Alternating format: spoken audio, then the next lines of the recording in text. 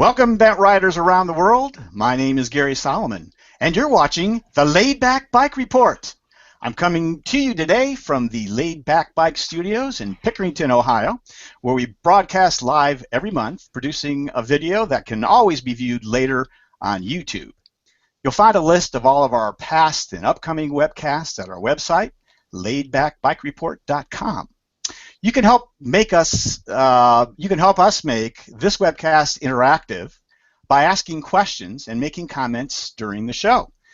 This really improves the show, and we really like to hear from you. So here's how you can do that. If you're on YouTube, you can just post a comment in the comments section right below. If you are on Google+, on the event page, leave a comment there. We'll get to see that. And if you are a Twitter user, feel free to tweet using the hashtag #LaidbackBikeReport, and we should be able to see that when the time comes. So the format of this webcast usually involves an interview with a particular guest, a special guest. This month we're doing something a little different. We're presenting a subject that we would like to talk about and bringing you a panel of experts to talk about that subject. The subject for this month is something that I've been interested for a little while in, and I hope you'll find it interesting as well. It's all about velomobiles.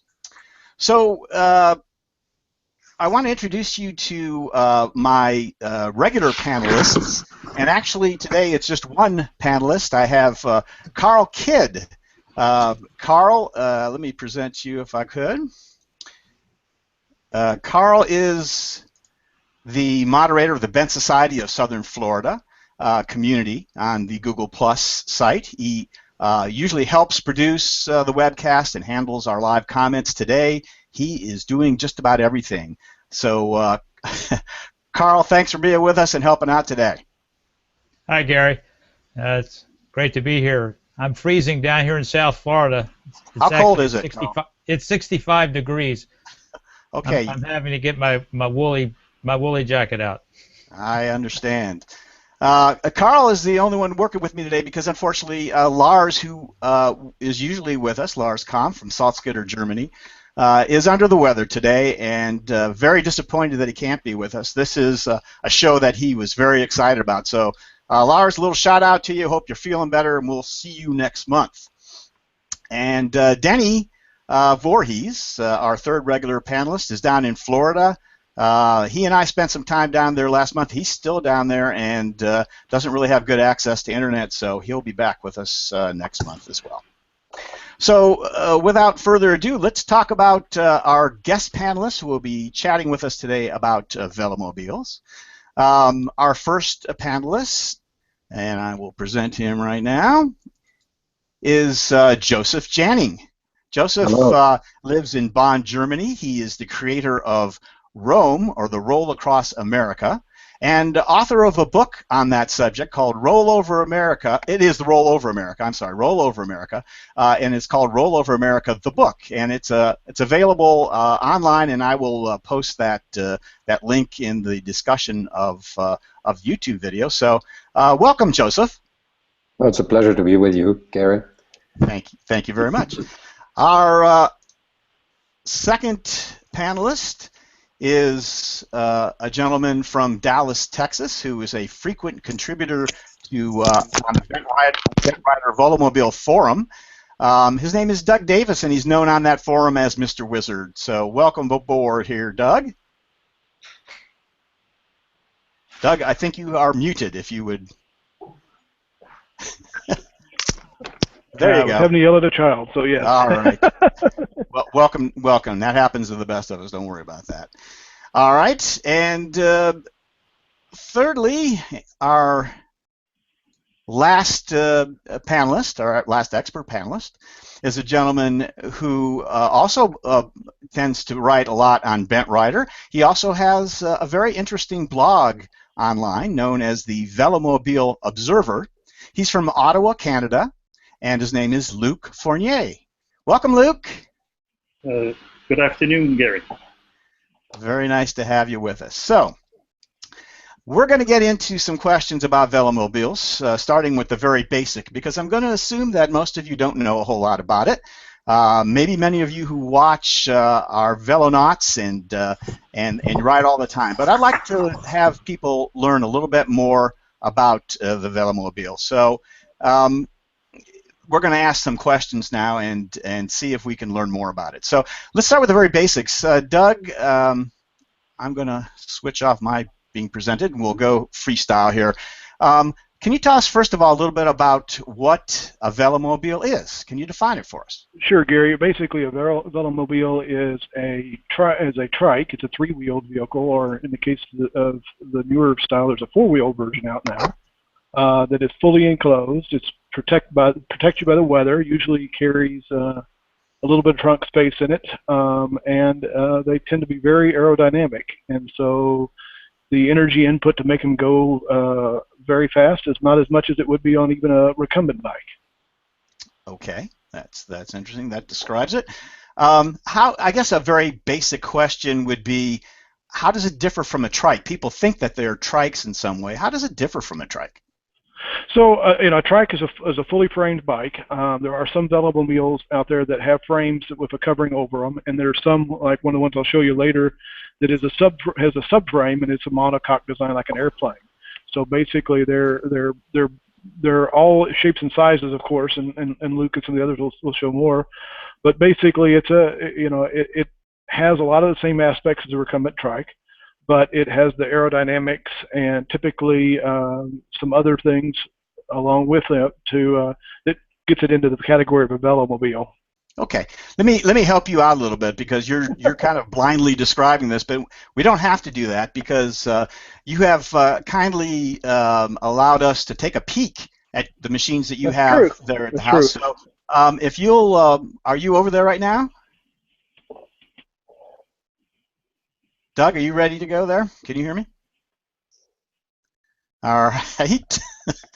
Doug, can you hear me? Yeah, there you are. You froze up for a second. Sorry. Okay.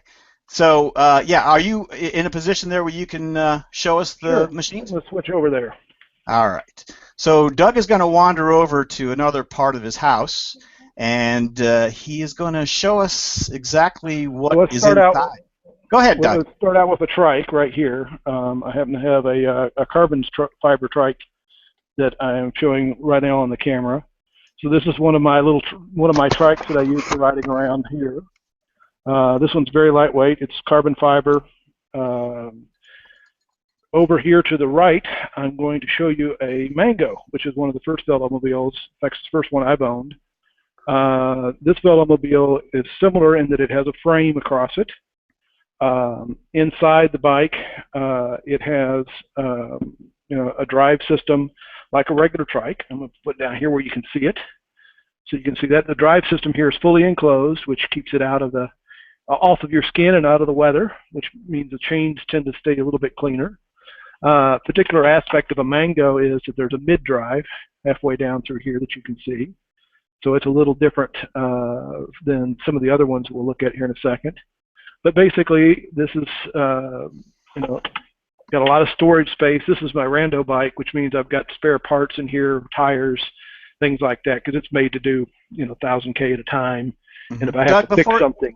Sorry, before you leave there, I want to ask you maybe a couple questions about the insides there. That may be things that most bent riders aren't familiar with. So I see a place where your feet might go there, where your pedals are, and that's enclosed, but it can be opened. What are those slots there? What are those little? So down there, in this particular one, they're open. Mangos come open, but you can close them. You can also close the lid. I'll show that here in a second. Okay.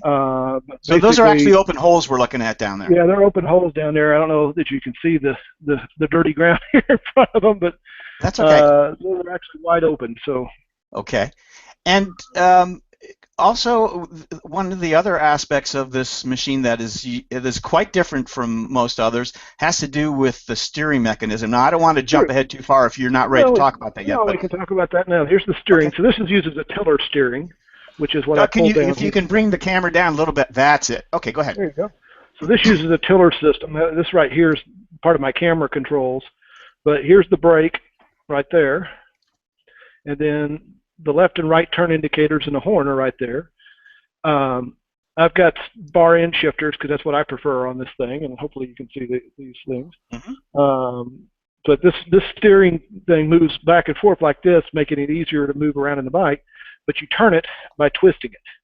So it actually turns the bike when you twist the steering tiller. So moving the entire tiller laterally in either direction really doesn't do any steering. That doesn't do anything at all, but if I twist it, then it actually turns the wheel. Okay, so that's just an adjustment or a comfort kind of thing, left and right. Yeah. But if you rotate it, that's how you turn. And then right here are the adjustments for the brakes, because it actually brakes both wheels at the same time when you pull the lever. So you don't have independent brakes like you would on a trike where the wheels and the brakes are together. And then this little gadget here is the parking brake, which will lock the wheels. We can't see it, I think.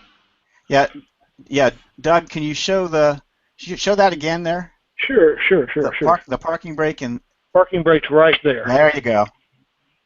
Okay. Gary, can I add something?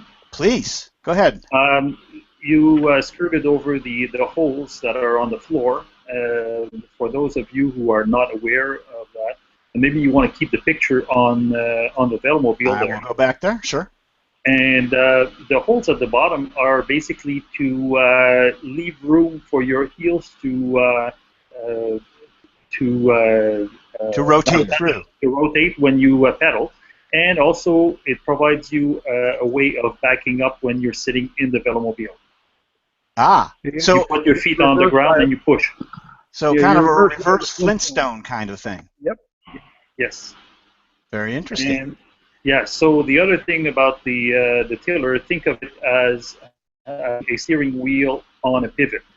So basically, if you have your car and your steering column was on a pivot, and this way you would be able to still turn, but you would not. You would be able to move it left and right and up and down. This is for access into the Velomobile and riding position. Very nice. All right. Thank you, Luc. All right, Doug, go ahead. What are we going to see next? Okay. Well, again, like I said, this is my rando vehicle, so I've got things like cellular phone mounts and stuff already built onto the frame here. But up here on the top... Doug, if you could... I'm sorry to interrupt again. If you could just take a second, I'm not sure everyone understands what a rando is. Could you just real briefly explain what that is? So basically you can think of randos as less than timed, although a lot of randos are timed, very ultra long distance riding. Right. So, we don't need to go into too many details, but that just so everyone understands. I know maybe many of our viewers already do, but this is ultra cycling really, and it is also. Are they also known as brevets?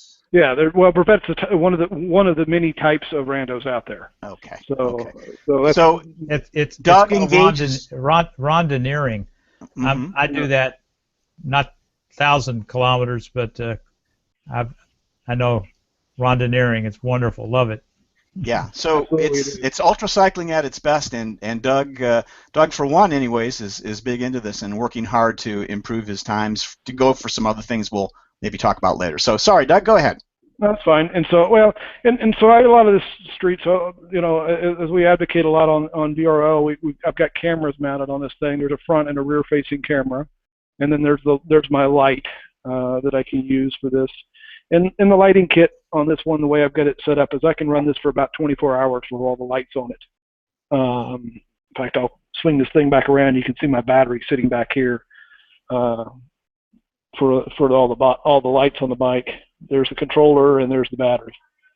So a significant amount of weight involved with batteries, I would say. Yes. It's not too bad. It's about 5 pounds of added weight for everything. But then again, most of these times I don't want to get off the bike and stop and change batteries or fool around with that, so I just carry it. So it's not that bad when you're dealing with a bike that's 50 pounds plus anyway. An extra few percent doesn't matter all that much. And as people on VRL know, you can do stuff like this. So I can turn the light show on the bike, which is how it rides most of the time. So you can see it at night. And these are the famous lights that were talked about. Famous lights that were talked about on Bent Rider and a thread that went on for a while, and they are incredible. You have a nice video out there that shows them, but can you show us just I don't want you to take too much time. Yeah, kind of. It's going to be hard for you to reach and show at the same time, but go through the routine there if you can. Well, I mean, I've got all sorts of different patterns of written in here. There's a red, white, a red, green. Get over to that one. There's a red, blue.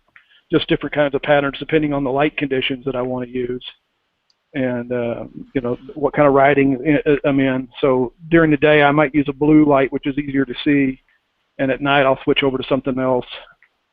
Usually the red whites or the red yellows, or something like that. Marquee, and then I've done some fun things too that are in that pattern group. For Christmas, for example, we had a Christmas lights ride for our club, so I have my Christmas lights on now. That's beautiful. That's a multimedia extravaganza. It is. It's a little over the top. I love it. All right. The thing about it is that on this one, and this is what everybody does the gee whiz factor on. If I use the signals on the bike for left and right, the lights are part of that. So there's the left turn indicator, and you can see the whole side of the bike actually will flash left. And if I'm going to put this camera where you can see it. If I use the brakes on this, then the other side lights up red, of course. Wow. So you can see the difference, and of course, if I turn it all off, the brakes are still on, so you get red all the way around. You just can't do too much better in terms of visibility than that, I wouldn't think. No, and when you're riding at night and you're half sleepy and the drivers are half sleepy, you really can't. You really can't do too little, I think. Okay. All right. Can you maybe move over to the Milan and talk a little bit about the differences? So this is the Milan. This is probably one of the fastest bikes out there now in this category. It's a little bit lower. It's hard to see that on camera, but it's about 3 or 4 inches lower than the Mango. It doesn't have an intermediate gear. It has a direct drive like a normal trike would have. I have a 60 tooth in the front, a 60 by 39 in the front, just a compact drive, and then I go 32 to 11 in the back. So it's got a lot of gears in it. This one is also a little different. Let me pull the seat out of it. And it doesn't really have a frame. It's a monocoque design, so it's got a subframe up in the front, if you can see that, hopefully. I closed one of the wheel holes on this one. The other one is open right now. But you can close them both, and you can kind of see what the wheel wells look like. We talked about those in the Mango a minute ago. And then you can see the chain. This one's a little more open on the chain. I've taken almost all the chain tubes off where I can, where they don't get into the shell, to keep them out of the, to keep the resistance away from the chain as much as possible. Couple of new idlers in there, a little bit different, Nancy. And then the back, of course, it's suspended, and you can see the back suspension and A-frame and stuff back there.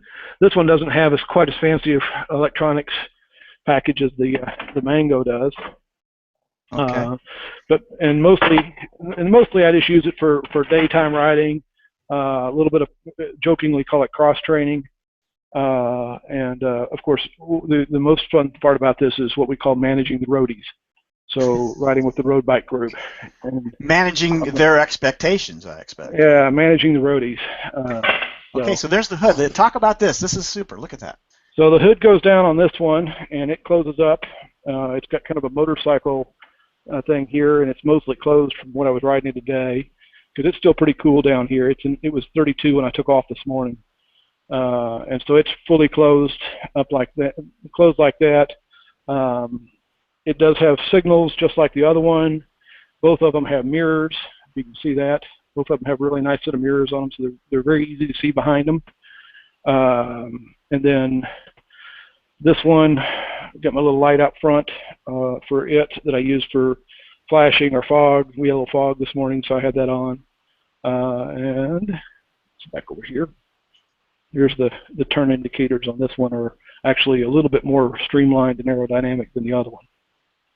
So there you go. And we didn't talk about this on the Mango. I have a cap for it sitting right there. So that's the top for the Mango. Okay. Let me see if I can get that. There you go. Change the lighting a little bit. Super. Thank you so much for now. So the rest of the discussion that we're going to have is going to really be improved by the fact that we've seen what it is we're talking about now. And so, Doug, I so much appreciate you giving us a good, close view of what it is we're talking about. So, all right, let's move along, and I want to address the next series of questions to Luc, if I could. Let me get you here. All right. So, Luc, I want to talk more specifically about what goes into a velomobile and what they can do, and I guess starting out with the weight. How heavy? I mean, we talked about 5 pounds of battery, so clearly the weight of the machine itself is not insignificant. Let's talk about how much these machines weigh and what are the ramifications of that weight. Well, yes, it does affect significantly your performance when the Velomobile weighs more than another one. They go basically from approximately 17 kilo, which is a racing machine, the newer ones, to somewhere around 30-35 kilos. It can be a big difference. For example, before I used to have a Carbon Quest, and the Carbon Quest came in at approximately 29.5 kilos empty, and I compare that to my newer Velomobile, the DF, which came in at 23 kilo empty. There's still some room to get lighter than that, but the difference between 23 and 29 was significant. And it really showed when I was performing on the road, especially climbing hills. Right, right. So that kind of brings me to the next question here. So, and we touched a little bit about it, talking with Doug about getting the roadies to understand that they may not be the fastest. How fast are the Velomobiles compared to regular bikes? Personally, if you put the same rider on a bike versus in a Velomobile, I would say the difference can be as much as 10 to 12 kilometers an hour. So about 6 to 8 miles an hour faster. That's incredibly significant, obviously. Yes, I mean, basically it means that somebody who is a little bit older can actually ride with very strong riders and, in fact, stay in front. Sure, sure. Okay, so something that comes to mind, I've read a little bit about this, and it comes to mind when I look at Doug with the hood on, is this is a very enclosed space, especially with the hood on. I know riding a bent with a fairing that I hear a little bit more road noise than, say, without a fairing, and this would be a multiplication, it would seem to me, of that type of issue. How noisy is it in a Velomobile? I think it depends on the Velomobile. Some Velomobiles are noisier than others. There's a lot of reverberation inside the Velomobile from the road noises and basically the noises from the drivetrain.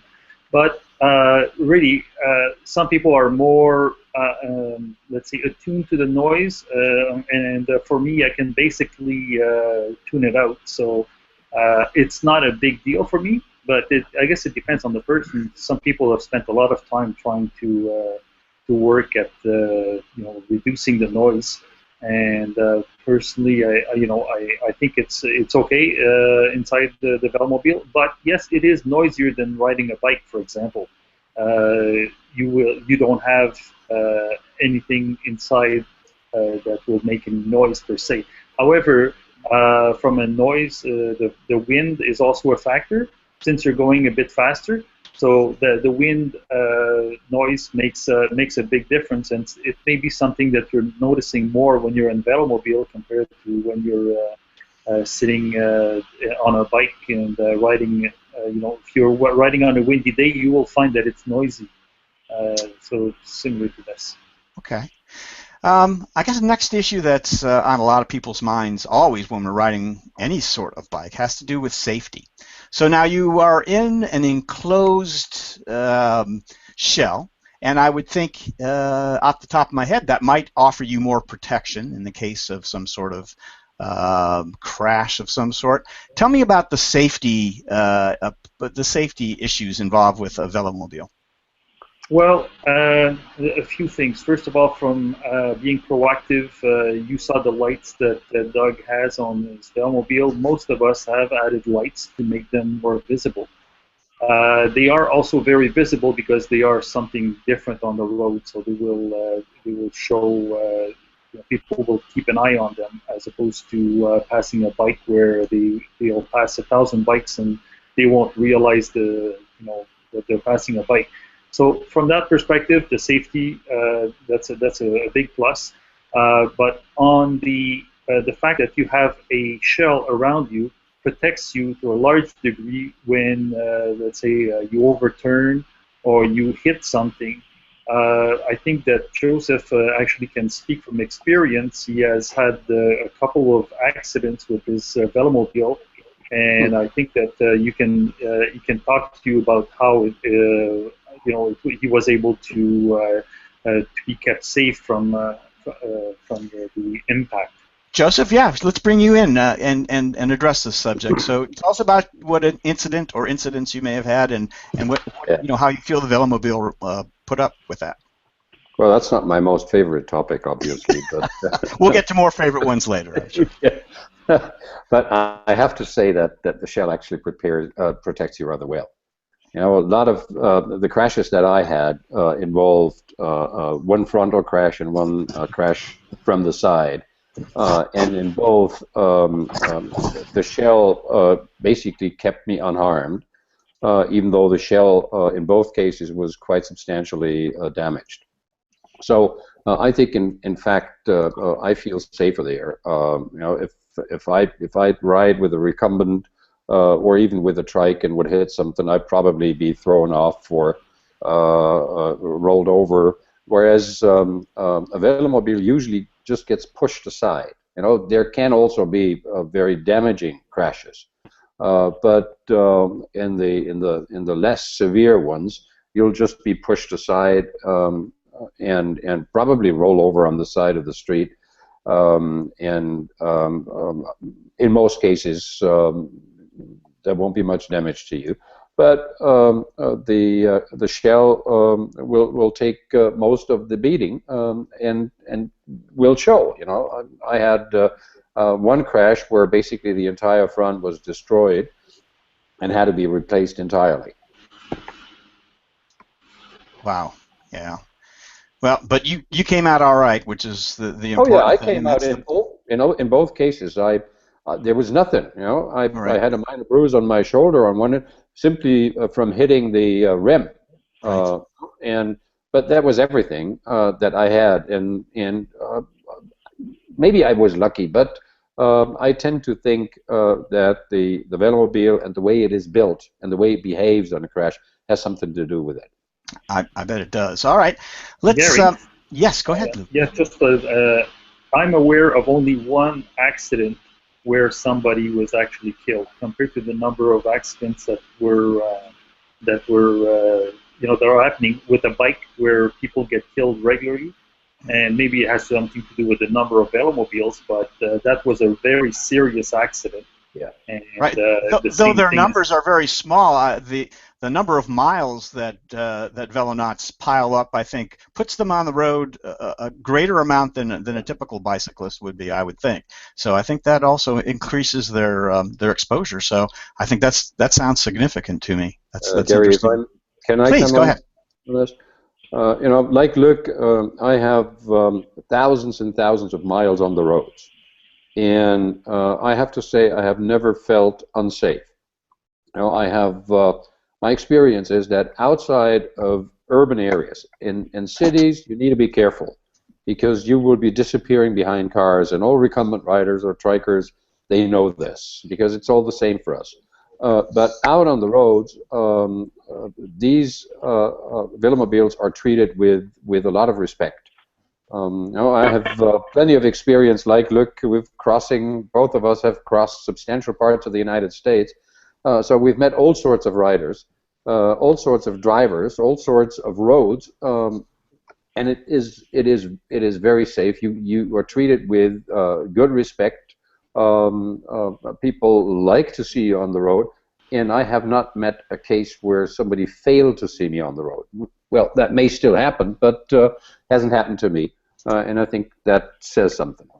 I think it does. All right, let's go over back to Doug for a minute. Doug, I want to talk a little bit about the comfort of riding in Velomobile. You mentioned the suspension in the Mango, and it made me think about if there's differences in the comfort between different machines and Velomobiles in general. Can you tell me a little bit about how comfortable is it if you're riding? You rode 120 miles this morning. Is that a comfortable way to do 120 miles on a bike? Well, almost all the recumbents are very comfortable. That's why we tend to ride them over regular bikes. But the Mango has a nice vented seat in it. It's cushioned. There's a good suspension system in it. It will absorb a lot of the bumps fairly well, even with some fairly high-pressure tires in it. The same thing with the Milan. The Milan actually has a suspension as well. The seat's a little bit more rigid. It's more designed for quicker acceleration, so you can push back on it harder. But still, it's got a fairly good seat. In fact, let me grab this. You can see I'll get this thing here. There's a seat right out of it. You can see the construction on it, on the carbon fiber on the back. And it's got some reinforcement here for when you're pushing against it that's inlaid into it, and some holes to vent, but you can kind of see the cushion. It's about a good, about an inch or so, maybe 2 centimeters thick of cushioning in here. So they're very, very comfortable for long rides. Let's talk a little bit about the elements, because that has a lot to do with comfort too. So you're riding, and it's 10 degrees Fahrenheit, and you're also riding. You live in Texas, where it could be 10 degrees Fahrenheit, and you can go sometime in July. I'm sure it can be 100 degrees Fahrenheit. So tell us how the Velomobile protects you, how it works under these circumstances. So you can close the bottoms up. A lot of people do that. You can close up the top, as we showed earlier, and you can seal it down pretty good to the point where there's very little airflow inside of it, and you get quite warm in it. I don't have much below zero stuff to ride in, but certainly in the mid-teens and what have you, I was out riding, and I rode in shorts and a t-shirt. Because it kept so warm. The only issue you really had was fogging of the plexiglass, which you can mitigate with just by cracking it open a little bit. Now in the summer, we have some pretty good races here that all go on in the middle of July and August. So our outside temperature will be in the mid 40 Celsius or 102, 104. I think I crossed the finish line at the Hotter Than Hell this year at 112 in the Mango. You've got a lot of airflow coming across that shell that comes right across the top of your body when you're sitting in it. You do hydrate a lot. You do sweat a lot. We'll always joke about how the inside of the Mango looks like the inside of a bathtub when you're finished one of those kind of things. But you're really not at any appreciable discomfort.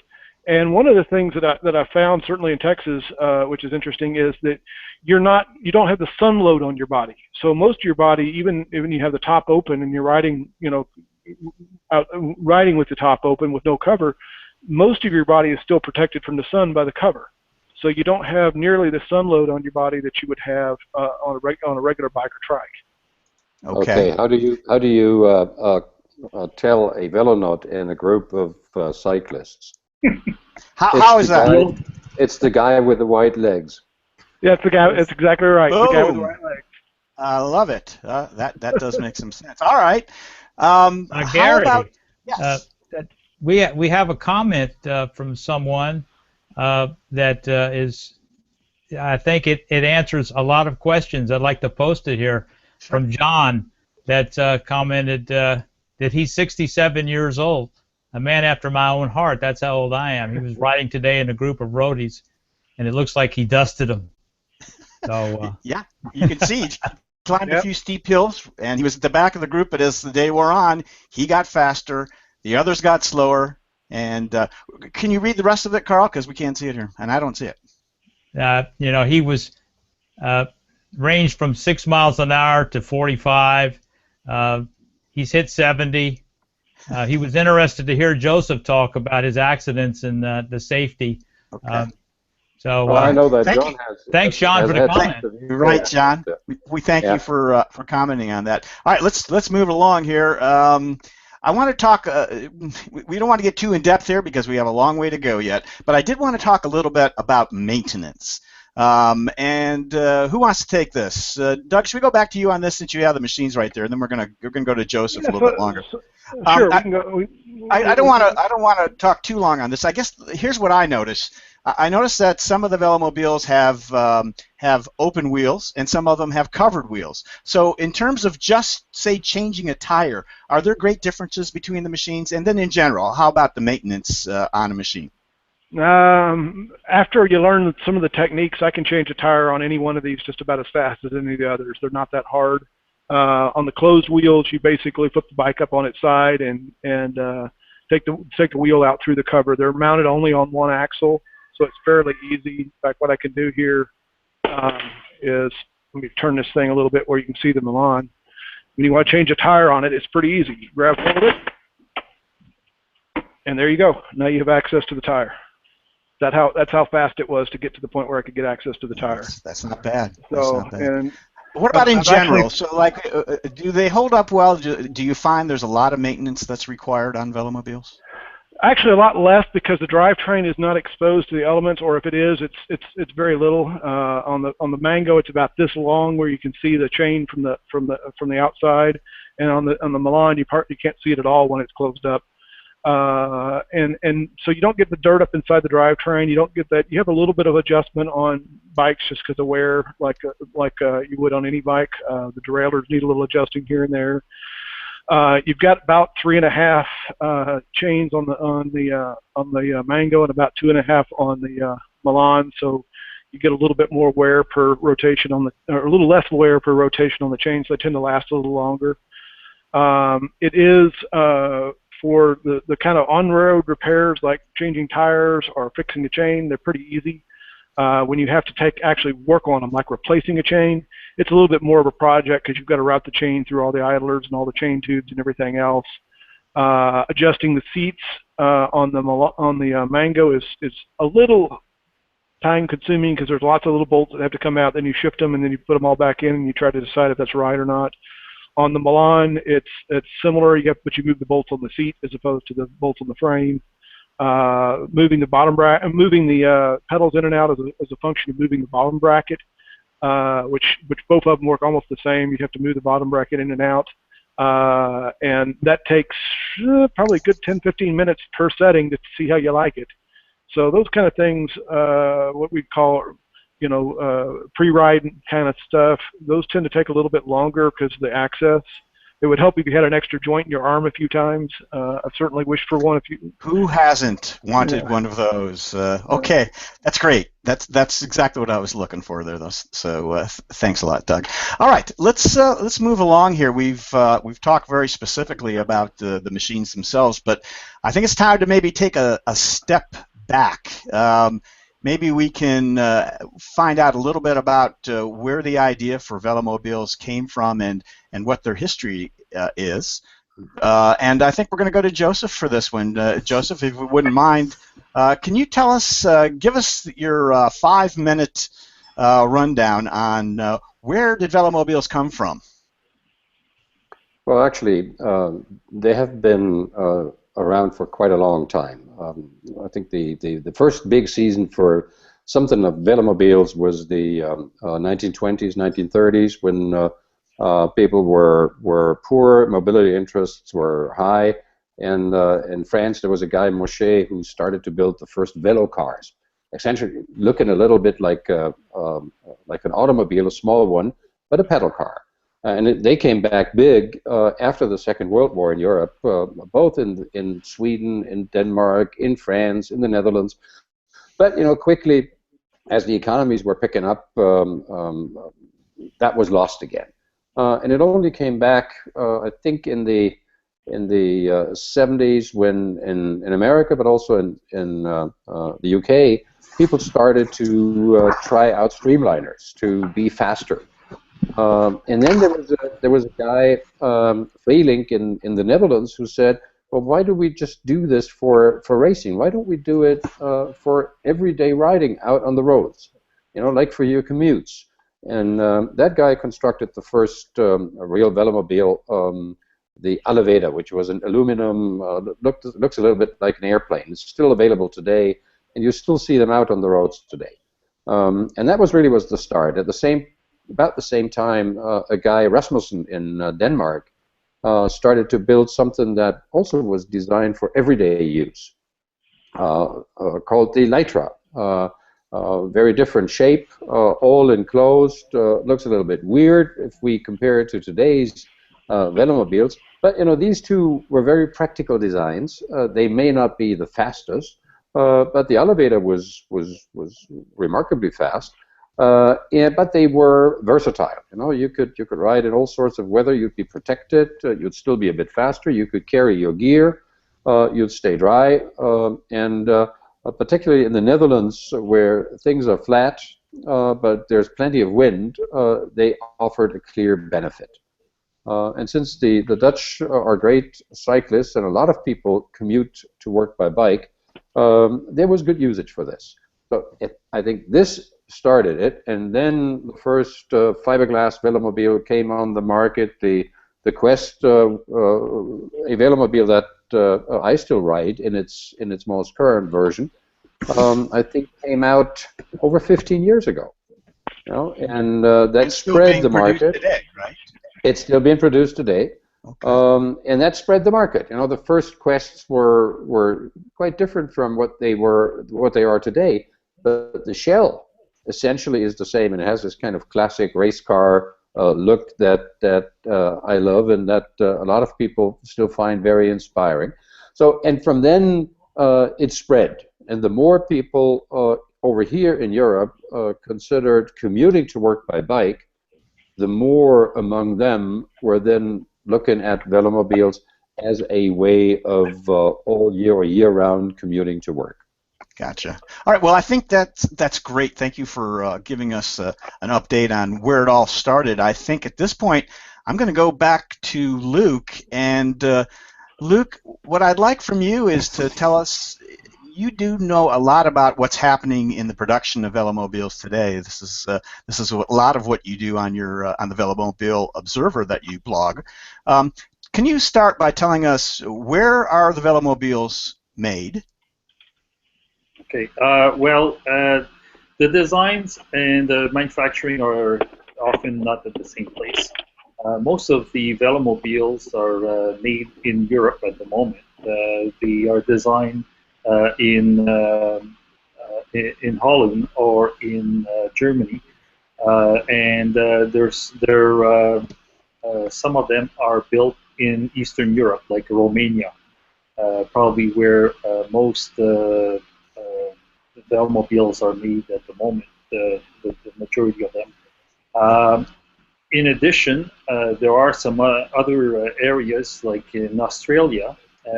In Australia, they're making a lot of velomobiles, but they are basically used for racing. There's a big racing circuit called the Australian Pedal Prix, and they have over 100 riders, actually 100 teams of 6 riders that are riding at their races.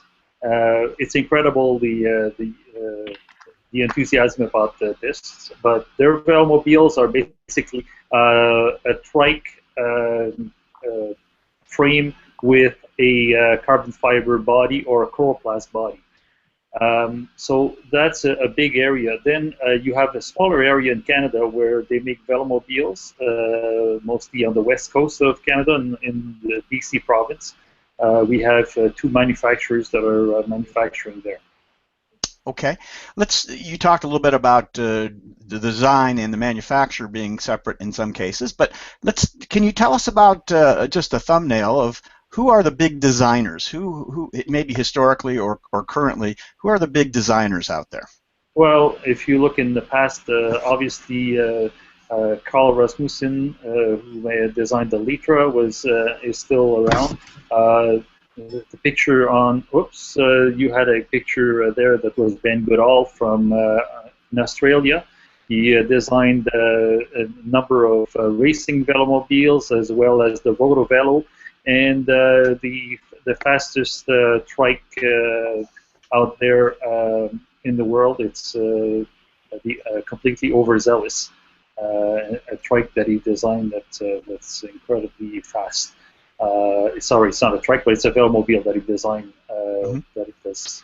So on top of that, well, in here you have Alex Jacobs from Velomobile, and you also have Daniel Fenn, who works for Intercity Bikes and designed velomobiles for Intercity Bikes and for Bias.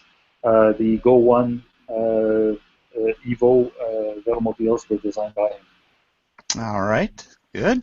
Now, can we talk a little bit about what models are out there? I guess we don't want to get too carried away because there are a lot of them. But if you can touch on the major, the major brands, the major models that are being purchased and ridden today, could we talk a little bit about that? Yes. At the moment, the most popular velomobile by numbers is the Intercity Bike DF. There's two models of the DF. You see it here on the screen on the left-hand side at the top. There's the DF, the regular one, and there's the XL, which is a slightly larger DF. So they built 119 last year. Then I think the Quest is still one of the ones that you will see most of the time. It's the one at the bottom on the left-hand side. Probably overall the most popular velomobile that was made commercially. On your little design there, the Mango is a fairly popular velomobile, as you saw also in Doug's garage a few minutes ago.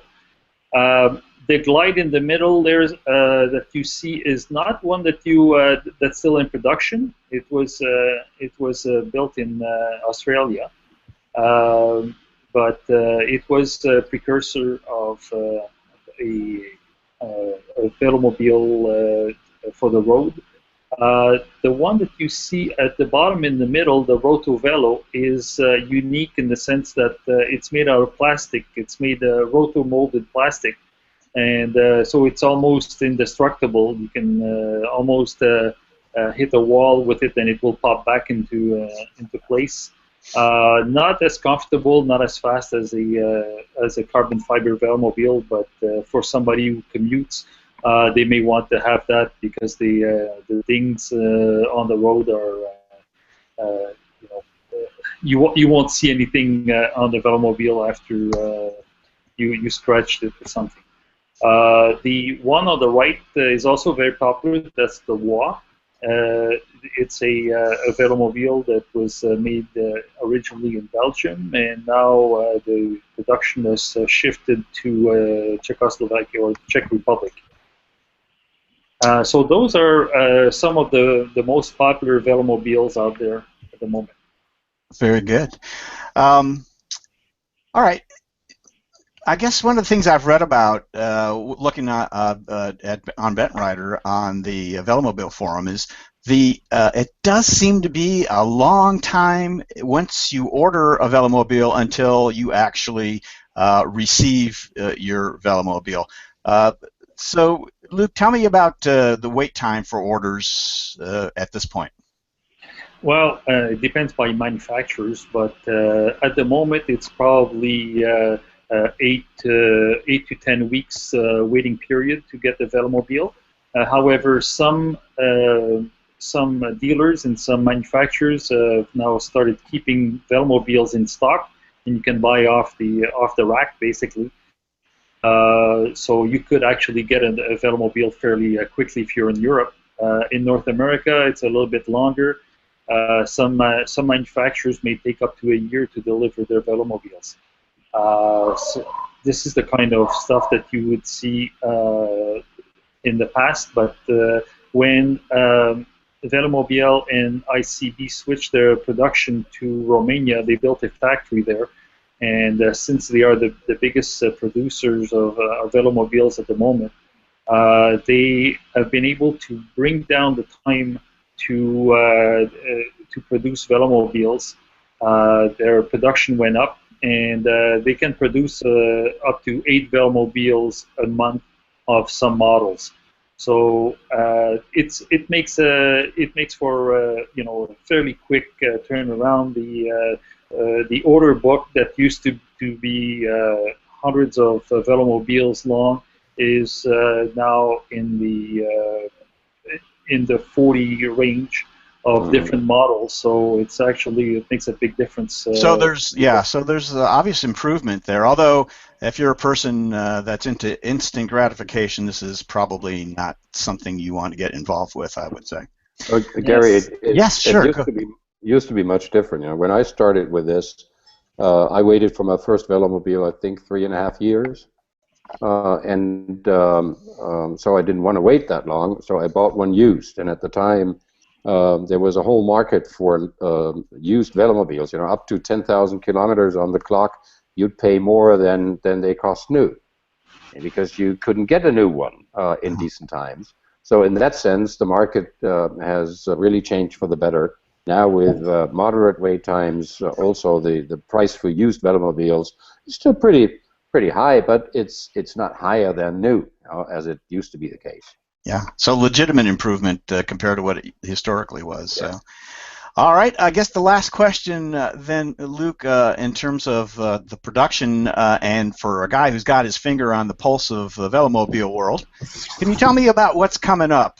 I know there's a couple of new things that people are talking about. Can you tell us what's in the future for Velomobiles? Well, one of the interesting new development is the four-wheel Velomobile. Velomobile last year announced the production of or the design of a new Velomobile, which was a four-wheel Velomobile. It's a little bit bigger, a little bit beefier than the traditional Velomobile, but they have found a way of making it fairly aerodynamic, and it will hopefully be very popular because of the extra space, of the fact that having a four-wheeler versus a three-wheeler gives you more stability. So a lot of people are interested by that. A lot of people are interested in getting a Velomobile as a car replacement.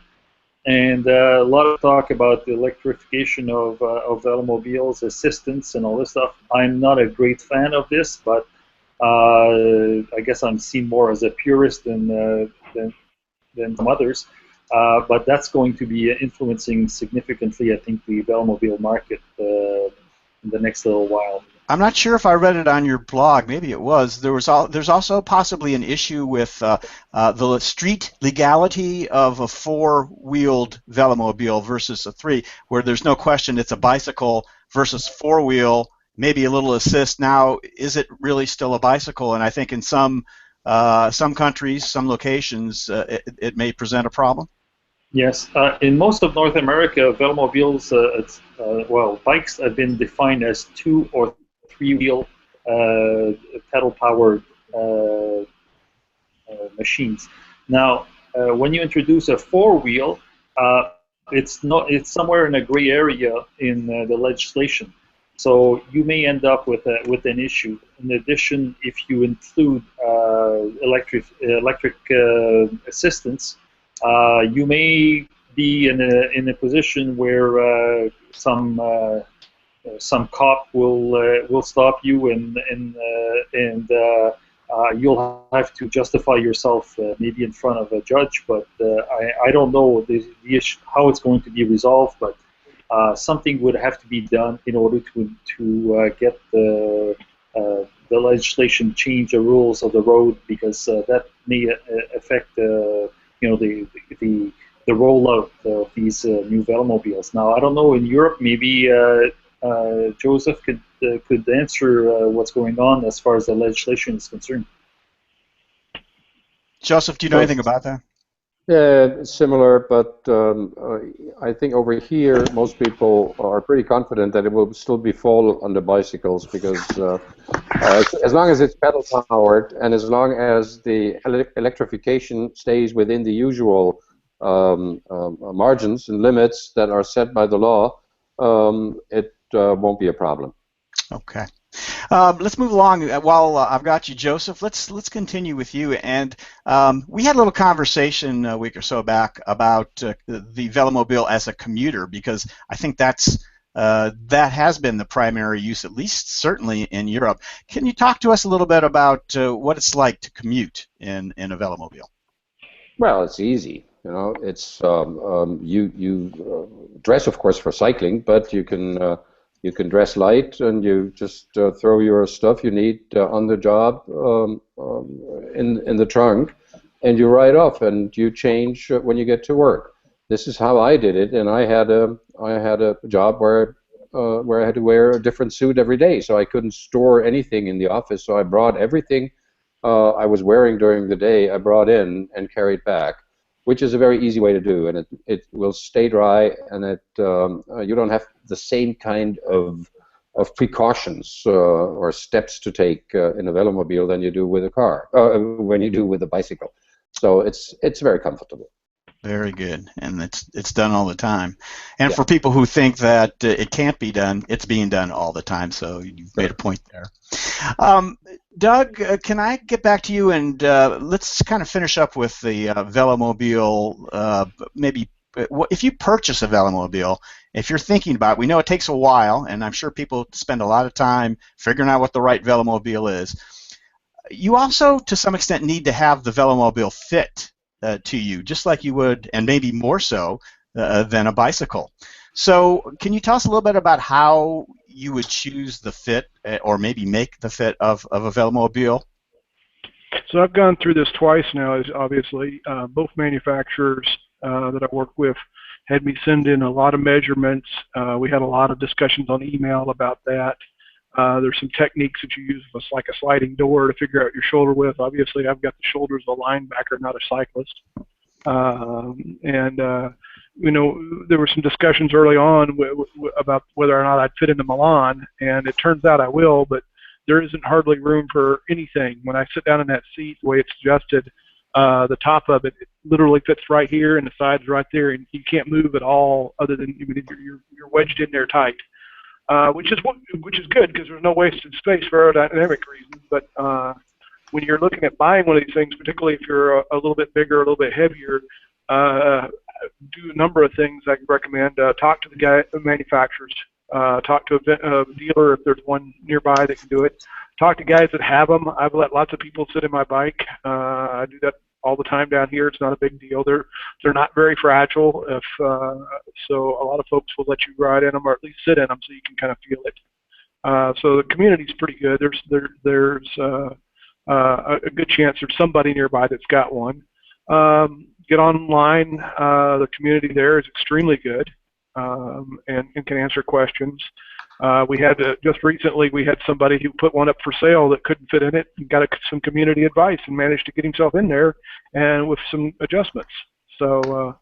And I also, one of the things that brought this question to mind, I also saw a for sale in the classified, I think it was on Bent Rider, for a gentleman who was selling a Velomobile because he could not fit in it.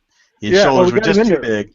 We got him in there. He just had to know Is that the gentleman you're talking about? Okay. Yeah, that's exactly what we're talking about. Super. So that worked out.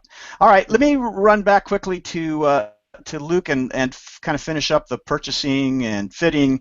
What I'm wondering about now has to do with the pricing. So these, we haven't really talked about any specifics. And Joseph talked a little bit about how the prices of used was even higher than new at one time. If you're buying a new Velomobile right now, can you give us a sense of what it's going to cost somebody? It depends on the Velomobile. It could be as low as a brand new one. You could get a kit for probably somewhere around $3,000. You get a trike and you put a shell on top of it, and then you can go as high as $10,000 to $12,000 if you want at the top of the line with all the bells and whistles and the lightest and all this stuff. So there's a fair amount of range, so people can actually find what's good for them in there. You will, you get what you pay for in a lot of cases. So if you want to buy a kit and you have to assemble it and make it fit on your Velomobile, that's fine. But it will take you a little bit of time to do this. But what you don't pay, you actually save, and but you have to put it in sweat equity. The other thing is that you may get some kits, the full kits of Velomobile, a monocoque Velomobile like the Marvello. I think that John has priced it at around $5,000 US. Of course, it all depends because all these numbers change with the fluctuation of the currencies, and so it will have an impact on how much you pay at the time you're purchasing it. Obviously so. All right.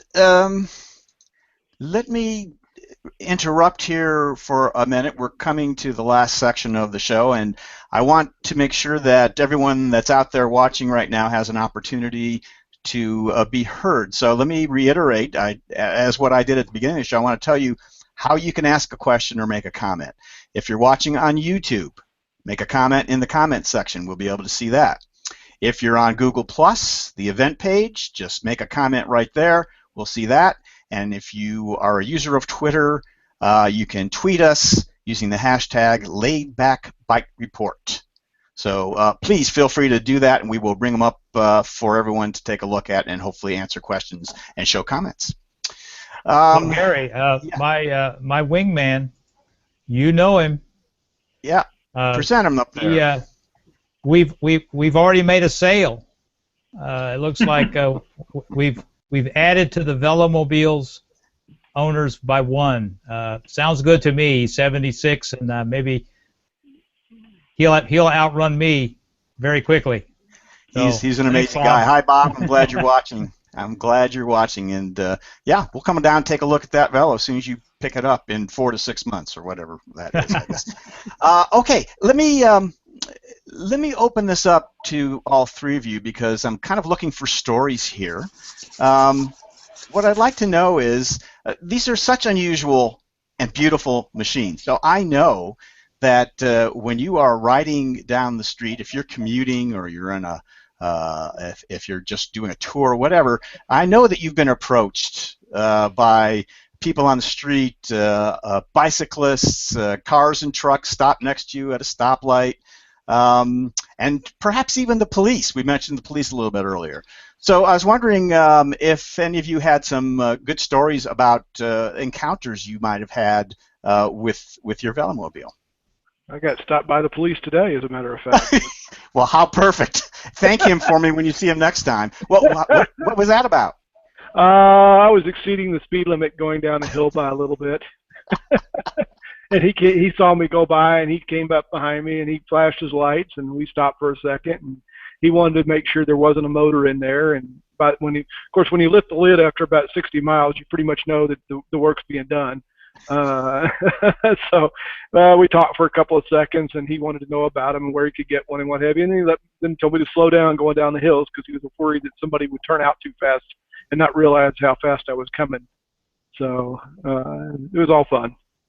Great. Anybody else? Yeah, that happens a lot. You know, it's you get stopped a lot by police, and most of the time they're curious, like many other people are. You know, if you're shy, if you don't like to get in touch with people, better not think of getting a Velomobile.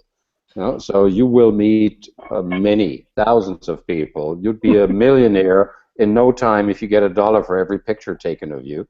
So you have to live with that. It's it's part of the Velomobile riding existence is that you are getting this attention. And most of the time, you know, it's people are very curious because they don't see you working. You know, most of the time, unless you're pedaling up a steep hill where your head will be moving, But most of the time, they wonder what's going on under there, totally right? effortless. Right. You are going there, and they don't see your legs moving. They don't see you working hard, and they are intrigued by this. And a lot of people then must somehow find a way to stop you to learn more. Which can be a bit annoying at times. If you're trying to get someplace, but then Yeah. it's a two-edged sword. You want to be able to promote what you do and the Velomobiles out there, don't you? All right, let's. We've got did we have a comment here? And then Luc, do you have one to talk about? I'll get to you in a second. I got stopped many times by the police also during my crossing of the U.S. On the same day, I got stopped 3 times in the rain, heavy rain. So that was not a fun experience because I got out and it was I didn't want to spend more time stopped than I needed to. I got stopped for speeding a couple of times. It was it was in situations where I couldn't see, for example, my speed indicator, and I was estimating my speed, and so I was going over the speed limit. I got stopped by people that were, basically cutting me off in order to get me to stop, in order to ask me questions. I had a number of people that almost caused major pileups when they were trying to take my pictures while they were driving on the road, and they were in the other lane, and they were trying to, and there were cars coming in the other directions, and I was like in the middle of this, and I was trying to get them to move away so that I wouldn't get killed at the same time. So all kinds of stuff like this that you will see. I've had the police follow me for a period of time. Then they realized that I was basically not powered because I was going up a hill much too slowly. So that kind of. So you live with it, and as Joseph said, you can't be shy if you own a Velomobile because you will be asked a zillion questions. If I go on a tour with thousands of riders, I can tell you that people at the beginning of the tour think that, look at this guy with his little car, and at the end of the day, they come and see you, say, "What the heck was that?" Obviously, so yeah. So if you want, you get to see a lot of iPhones stick out of windows when you're on there where they're taking pictures of you. Bottom line here. So if you are the kind of person who likes to make a spectacle of themselves, this is the vehicle for you. And it just seems that way. All right, let's. We've got what do we have? A question or a comment here? Yeah, what do you got, Carl? From Al. He doesn't have a question, but he's already on Doug's site looking at those LEDs, which I've been and I've shown all my recumbent buddies, and they can't believe it. Al, thank you for watching and commenting. We appreciate that. And then we have another one here. I do want to put on here. Let me put it on myself. Okay, there it is. Harry. Yeah, Harry. Do you have comment? There we go. So Harry is a gentleman. You guys know him, I'm sure, pretty well. Sure. The name of the company is Is he Velomobile? No, he's Center Bikes.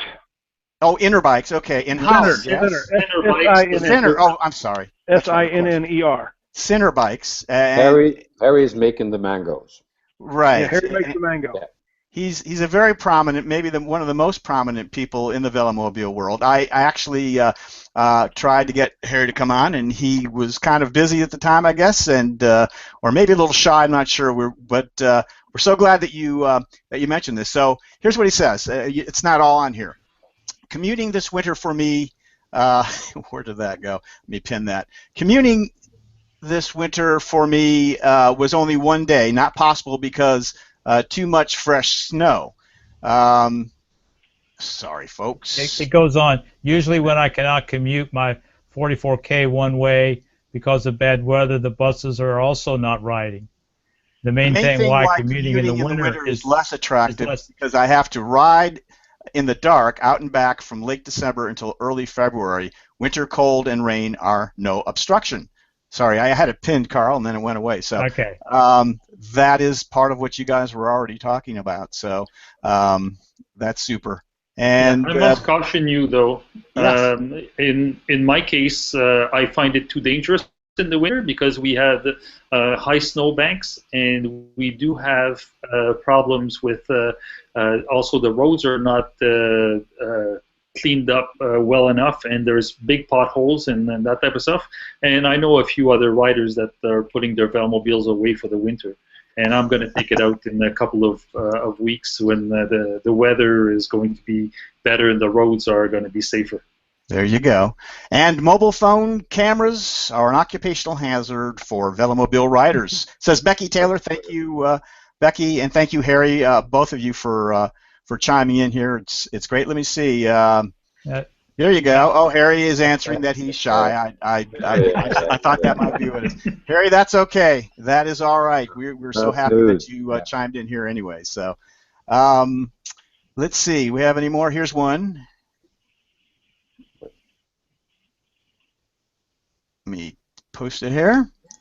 So, John Hyatt, perhaps. If I ride in London, literally thousands of photos get taken. So I suppose if you get online, maybe people will actually, you can find who took your picture and get a nice shot of yourself. You know. So, all right, let's get away from. Thanks for all of your comments and questions there, folks. Let's move along here as we are long as usual. At this point, I want to talk a little bit about rallies and tours. This is a big part of this very. Gary, unpin John. Sorry. Unpin John. You have him on Let me camera. get him off of here. Not that we don't love John. No. All right. Let me go to Joseph here and get. All right. So yeah. So this is a big part. The touring. Besides commuting, touring is a big part. And this is part of that conversation I was talking about earlier, Joseph, that you talked about starting out as a commuter, but perhaps finding another use for the Velomobile that will extend its usefulness. So can you talk to us a little bit about rallies and tours in general? And then we were going to talk about the story of Rome. Yeah. Well, in general, there aren't many Velomobile tours. You know, what they used to be for many years is gatherings in the Netherlands. There's one Harry participates in who was just on with his quotes up around in Groningen. They do that regularly. There are meetings every year at the end of December, which is somewhat odd because that's the kind of the darkest and the coldest period in the year. But you know, you will have 100 or 150 riders come into that and joining and at that time of the year, and many of them, me included, ride there for quite a long stretch just to get there, which says something because it's a Velomobile that makes it possible. There have been summer meetings, but there have not been really big Velomobile tours. I've started them, but basically for the reason to have an occasion to ride with others, because most of the time, and I think that's something that every Velomobile rider can relate to, most of the time we're alone.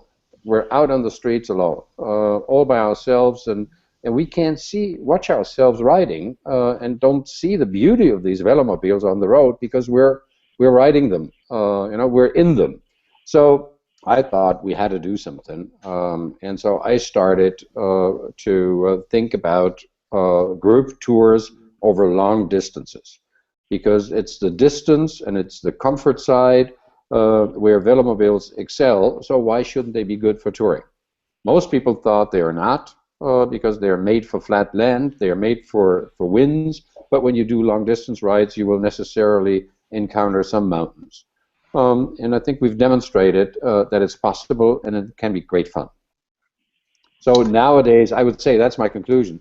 Nowadays, there is a bit more of a touring activity. I think there is nowadays not a year in Europe where there is not a group ride over longer distances offered somewhere, mostly in the summer, and I think this changed with Rome. Right, and that brings us to Rome. So instead of talking about other tours, which we are really running out of time about, I really want to hear about the story of Rome. Tell us how it started, and tell us about how long it was, where it went, and what the reaction was. Well, essentially, the motivation or the reason behind it, I've already mentioned. We did it in the summer of 2011. The idea was to do this epic ride, a grand tour, is coast to coast in the United States, but to squeeze it into an extended summer vacation, because we couldn't do the 60 days or 70 days that many of these tours take, and we didn't want to do it in the Ram style, in the racing style, which basically means no fun, but very hard work. So we wanted a fun tour with plenty of beers and chats and barbecues at night, but good movement during the day. And so that was Rome. It was on average 125 miles per day, done in 28 days, with a few rest days and a few rolling rest days in part of these 28 days. 5,300 something kilometers from Portland, Oregon to Washington, D.C. And it was a blast. It was fascinating. It brought together the European riders, and we've been shipping our Velomobiles by sea container, to the U.S., and American Velomobile riders. And I think we had 36 riders doing the entire ride from Portland to Washington. And for the first week, for example, I think we were well over 40 riders, almost even close to 50 riders, because we had a couple of those West Coast freaks and early adopters and activists who wanted to be at least with us for the first week from Portland to Missoula, which was also one of the prettiest sections of that tour.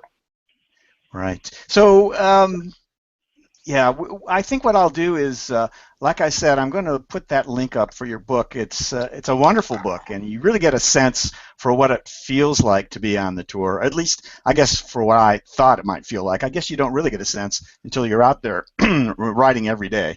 But it looked like a wonderful tour. And is there a possibility that Rome may return to the United States again? Well, indeed, there is a possibility. There was a possibility right after we did it.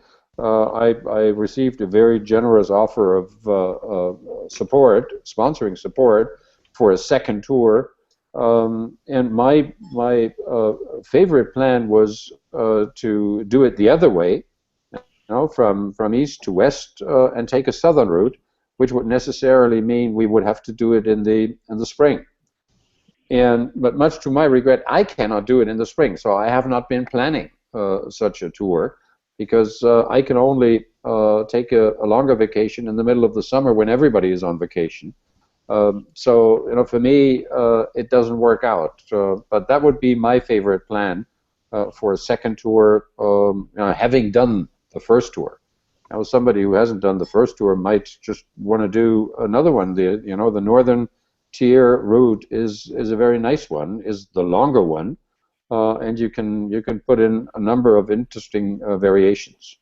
Well, Joseph, right. that was definitely something that got me to actually sign up on the dotted line and buy a Velomobile, because of all the funds you guys had riding your Velomobile. And in actual fact, if you go on Bent Rider, yesterday there was a discussion about having another Rome that was suggested to go from San Diego to Portland, Maine. So there you have it. Yeah, it sounds like an idea that's very much alive. Here's Nancy Sanford. Thank you for watching, Nancy. Enjoy seeing Joseph, with whom I enjoyed sagging for Rome for a bit. Lots of fun getting into DC parking for 30 Velos and hearing everyone's comments. I do wonder how many listening are not already Velo riders. A couple of points. There are people making fairings to fit on bent trikes, which I'm not sure was mentioned. The comments about the reactions from the public, particularly the kids, are dead on. Please be ready to be mobbed. I'm also 67 years old, Roto Velo, a pedal assist yellow, with the dubious distinction of being the first one sold in the U.S. So there you have it. Thank you for that, Nancy. All right, folks, let's move along I've got a couple questions that were emailed to me before we wrap up, and I'm going to open that up to you guys and see if you can answer these first. And I know at least the first one here is from Nina Paley, an amazing woman who frequents all kinds of social media. And has asked this question in a couple spots, so maybe we'll take a brief answer. It's a big question. Has anyone designed a dedicated winter velomobile? I have installed and removed my Mango studded tires 3 times this winter and don't look forward to doing it again. Also, the Mango isn't great for winter for other reasons, like no windshield wipers, poor visibility with the hood. So I won't read the rest of this. Do you guys have a suggestion for Nina and anyone who may be looking to find a velo that's particularly suited for winter riding? Well, my suggestion to her has been on Ben Rider Online to look for an Orca with electric assist. I think that's probably the best velomobile you can get for winter riding.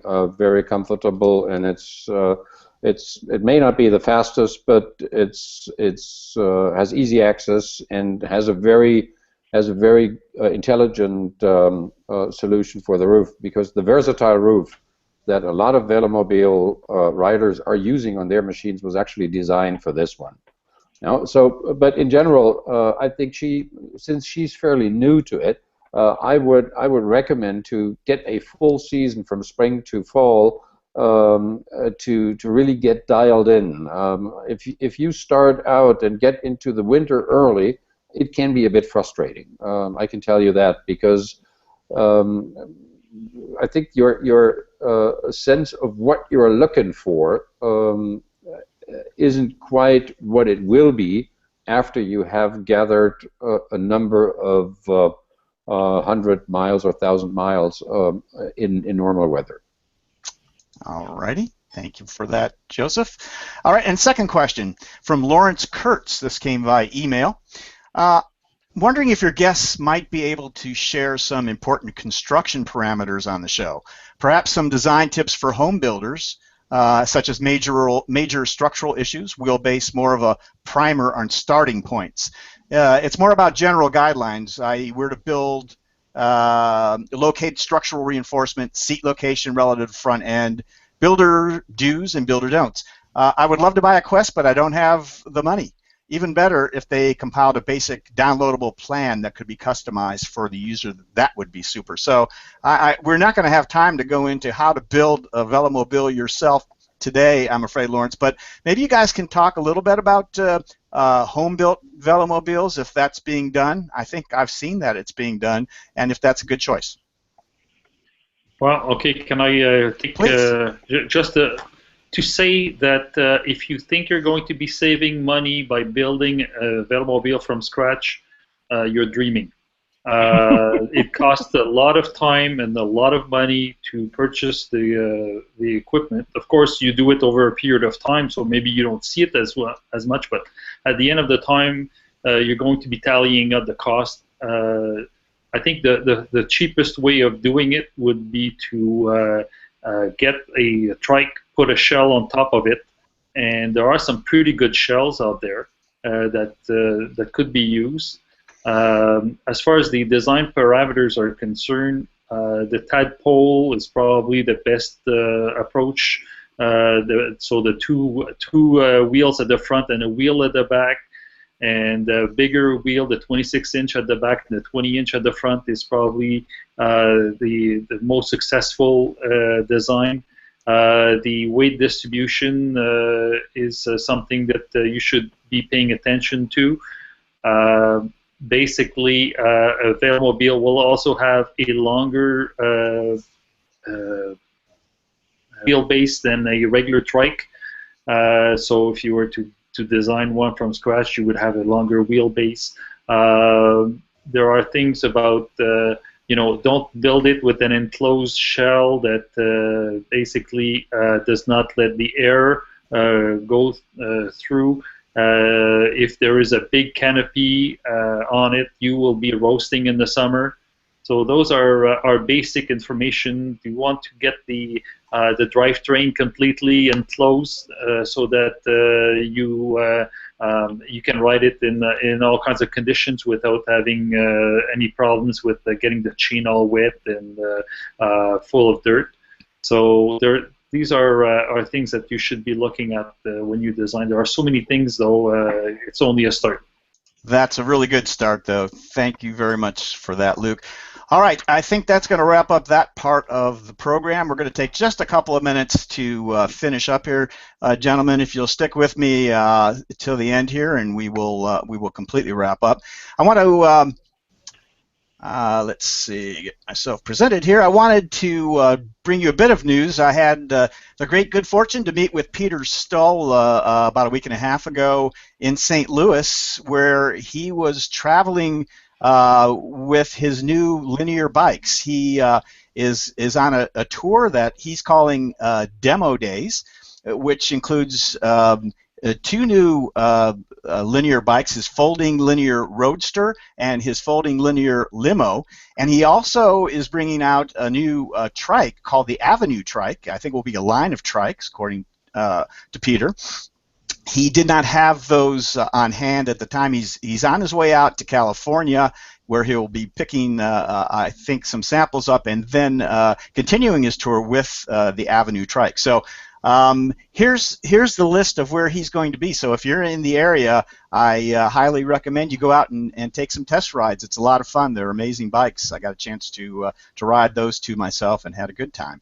Ramona, California, Monday, February 22nd at noon, Kirk's Bike Shop.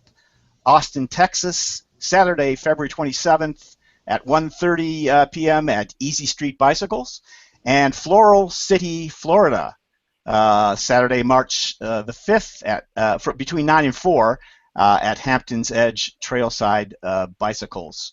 Yeah, you can test ride any of those at those times. So heading out there and see Peter. He's an amazing guy to talk to anyways. We're going to go now to some Bent Rider community business from the Google Plus site. I'm going to present to you the winners of our contests of the month. These are going to be the picture of the month, and this month's winner is Terry Ulmer, who has a picture titled Major Taylor Cycling Club.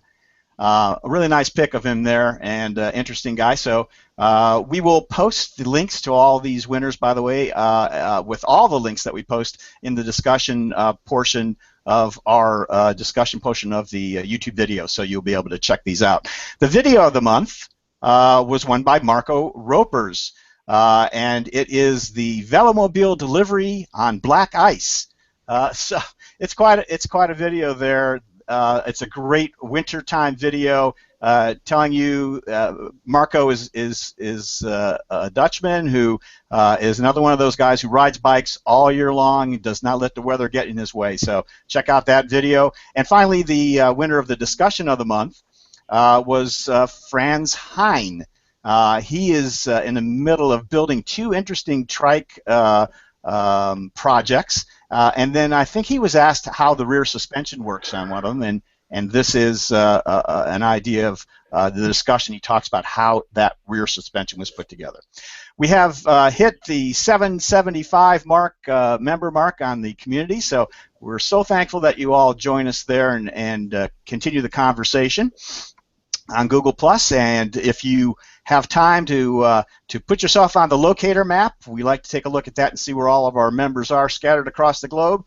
So please, if you're on the site, take a minute and fill out the form so we can put a little pin on the map for you. We were lucky to be in Florida last month. We had an amazing trip down there. We were able to visit a few bike manufacturers and shops that we had never been to before. I want to thank Mark at Catrike for giving us just a wonderful tour of that amazing facility. We saw Rich and Mark at Bichetta, and They showed us around and had a good time doing a little tour afterwards in the St. Pete area with Rich. So thank you to those two fellas for being so hospitable. And Regis and Cindy at Hampton's Edge, right along the Withlacoochee Trail in Inverness, Florida. We had a nice ride along there. And they were also very hospitable, showed us around. They have a wonderful shop, so if you're in that area, please have a look at them.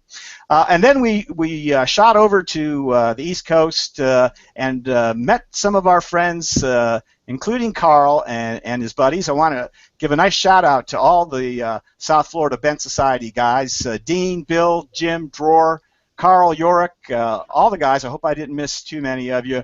Thank you for showing up and showing me around. We had a great ride along the A1A and a beautiful day. Got to see the ocean, got to see the amazing houses. It's a great place to ride. So thanks, guys. Carl, you guys did a great job there. We really appreciate that. Next month on the Laidback Bike Report, we have a very special guest back to our interview type show. We have Ian Sims of Greenspeed. Ian has been around quite a long time and is responsible for just so many things in the recumbent industry, trikes, velomobiles. We'll talk to him about all kinds of things. We're very excited to have him. We may do a little time of the show, the live show next month. Ian being in Australia, that's going to be a bit of a challenge. We'll work it out, let you know when that's going to be. I believe it's March 6th, though, so at least here will be March 6th. It might be March 7th there. We'll keep you posted on all that. So Ian Sims next month on the Laidback Bike Report. So if you'd like to appear as a panelist or a guest or know someone who's interested in doing so, I hope you'll let me know. We're always looking for someone to jump on and help us out. Special thanks to Brian Ball of Bent Rider for his support promotionally and otherwise. He always is helping us out. Thanks, Brian. If you like what we do on the Laidback Bike Report, there's some ways you can help us out. You can go to the Laidback Bike Report Facebook page and like us. That helps us. You can subscribe to my YouTube channel. In every one of our videos, there's a little red subscribe button on the lower right-hand corner. Click that and subscribe to my channel. That helps us out. Please head over to our website, the laidbackbikereport.com. You can become a subscriber there. You'll get email notices of any news, changes, anything that's happening on the Laidback Bike Report there. And we have a donor button, so if you are so inclined and want to help us out monetarily, give us a few bucks, hit the donor button. We'd appreciate that as well. So I'd like to thank, at this point, all of our amazing panelists that are with us today from all over the world. You guys did just a spectacular job, I think, and I learned so much today. So, Joseph, thank you very much. You're welcome. And Luc, thank you so much for being with us. Thank you for having me. And Doug, for not only for being with us, but for taking the extra effort to show us around inside those Velomobiles, showing us those lights. Everybody appreciates the work that you do. So thanks so much for being with us today, Doug. You bet, Gary. Thanks for being here. All righty. And Carl, thanks for helping us out today under duress. We were working a little bit of overtime today because we didn't have Lars with us. Lars, we hope you're feeling better. Buddy, we'll see you next month. So until our next webcast, from all of us at the Laidback Bike Report, so long.